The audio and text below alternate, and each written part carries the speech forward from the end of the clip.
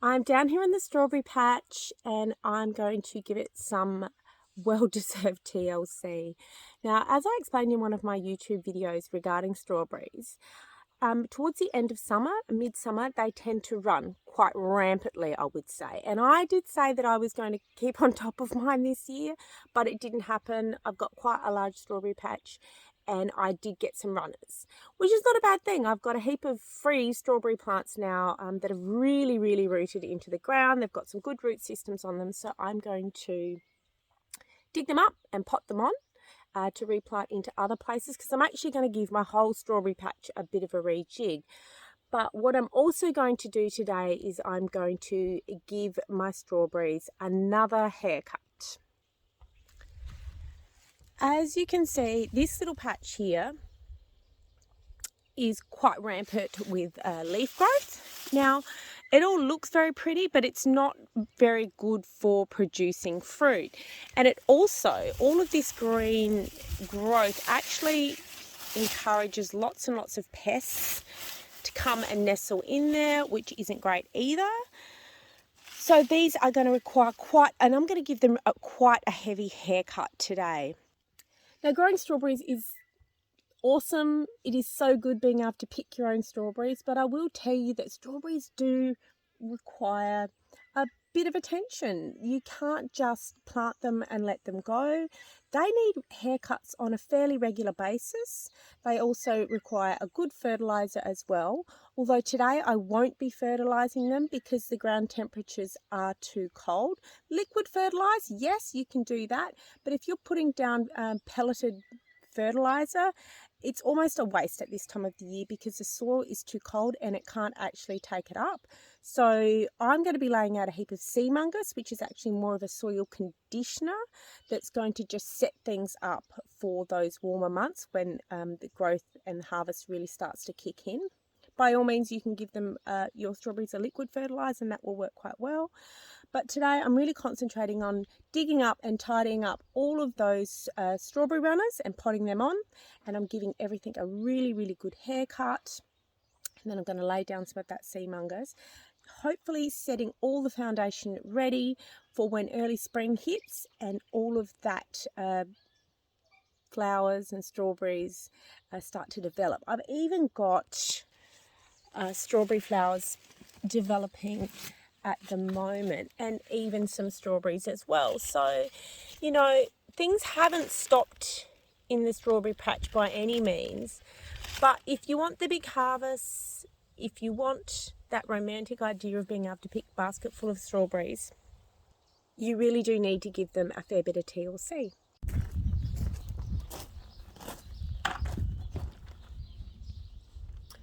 So here's my little potting station, and I'm about to show you how I pot on strawberries. Okay, so I've got my bucket here. Full of, it really is important when you dig up your strawberry runners to pop them in some water and get those roots wet as soon as possible, because that really helps this process that I'm about to do. So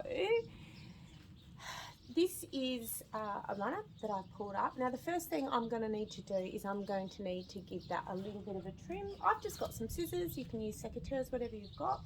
So I'm just going to take off most of those leaves. But, you know, I reckon mostly you can leave, you know, 2 or 3. Right, and then even the little bits of brown there. Right. So I'm pretty well left with that.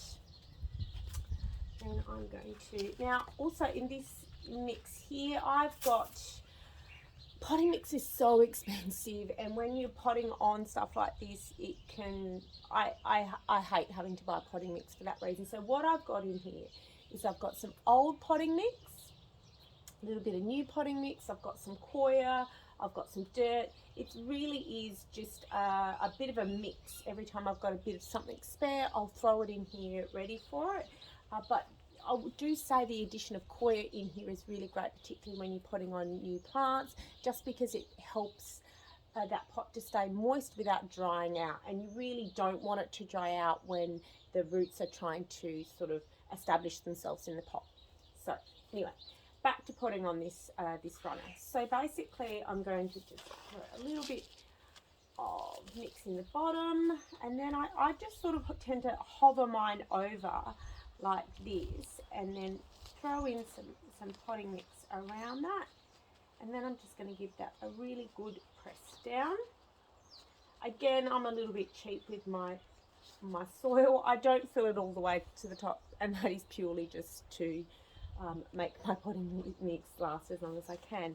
Now, once you've done that, you really want to really push it in there so it's quite firm. Give it a bit of a water, right, and then let that drain off. But when you are potting up your strawberry runners, it's really important that you don't bury the runner too much here at the crown. Okay, you really want that crown, so that point where everything's sort of coming off out of the root, you don't want to submerge that in soil. So make sure that's free, make sure that it's sort of in there firm enough so it's not going to wobble around too much.